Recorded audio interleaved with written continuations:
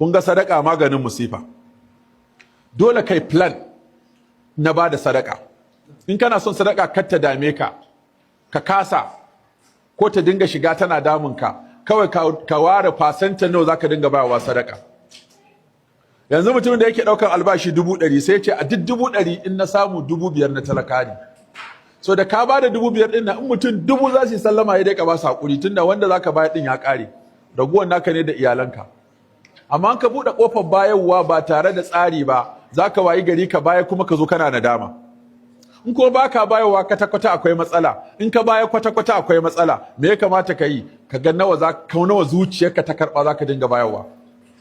In ka baya shi kenan. In ka muna buƙatar ƙari, ka yi ba ka buƙatar ƙari, ka riga dai ka yi sadaka. In zakka ce ka fitar da zakka, ka ba da haƙƙin Allah. So da haka Allah yana son mata masu sadaka, yana son maza masu sadaka. Sadaka tana ɗaukar ma'anoni da yawa. Daga cikin ma'anarta na farko zakka, daga cikin ma'anarta ta biyu kyautatawa wanda aka ganshi a cikin halin kakanikai. Cikin gina masallatai da yana cikin sadaka, siyo ƙur'anai a saka yana cikin sadaka, ɗaukar nauyin malamai su karantar da yara yana cikin sadaka, ɗaukar nauyin ɗalibai su tafi su je su yi karatun da zai amfani jama'a yana cikin sadaka, yi wa mutane tufafi, ɗaukar nauyin marayu, ɗaukar nauyin zaurawa, ɗaukar nauyin marasa ƙarfi, taimakawa mutane su koyi sana'a yana cikin sadaka. Akwai sadaka ma jariya, kashi sadaka kayi ta amma za ta dinga gudana. Akwai ƙasira, akwai muta'addiya. Muta'addiya wacce za ta ci gaba da amfanin ta irin wannan masallacin da makarantar nan. Kaga ai suna nan dindindin, sai dai a ƙara faɗin su. To akwai kuma sadaka ƙasira, ka ba mutum abinci ya ci, ka ba mutum ruwa ya sha, ka ba mutum tufafi ya sa, da ta tsufa rigar shikenan ladan ya ƙare in ya wurgar da ita. Amma ka ba mutum abinci kwana 90 kana ba shi abinci, to abincin ya riga ya gina a jikinsa. Lalle abincin nan ya haifar da wani abu a jikinsa. To wannan abin da ya haifar ya zauna, to duk motsin da in yi sallah kana da lada, in yi ruku kana da lada, in yi sujjada kana da lada, saboda a cikin naman da ke sujjadar da shi da goshin akwai wani ɗan tuwonka a ciki. Ɗan tuwonka ya makale a goshinsa, saboda in yi ce Allahu Akbar, kai ma akwai naka a goshin. Za ka yi zama kana samun lada akan gina shi da kai.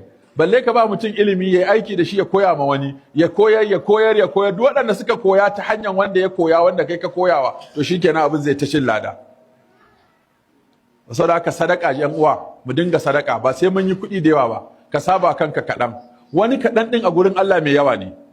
Muƙaddara yanzu ciyaman ɗin masallacin nan yana da miliyan 1000, sai ya ba da miliyan 100. Nawa ya baya a ciki? Ya ba da 10%. Kai kuma kana da 10,000, iya arzikinka kenan 10,000, sai ka ba da 5,000. Fasanta in an dubi fasanta nawa ka bayar kai? In an dubi yawa na ciyaman ya fi yawa, in an dubi percentage naka ya fi yawa. To da percentage ake hukunci ko da yawa?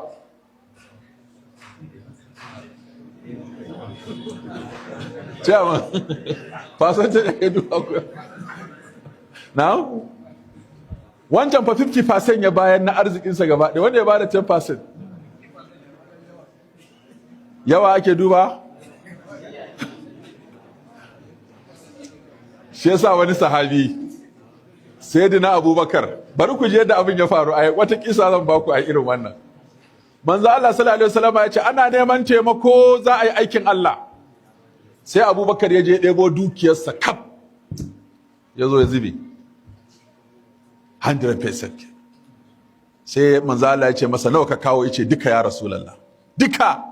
To iyalanka fa, yace to ba Allah yana nan ba. Kuma dan kasuwa dai ai an sani. Da an siya an sayar goma ga wasu kuɗin. Sai to Allah ma aka yi masa addu'a. Umar sai ya je ya rabo dukiyarsa rabi. Ya dauko 50% ya kawo.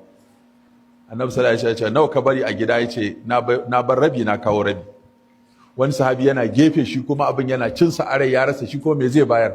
Ko sai ya tafi kasuwa ya ce wani dora min kaya a baya, bai da kokobo, sai ya ce dora min kaya a baya na.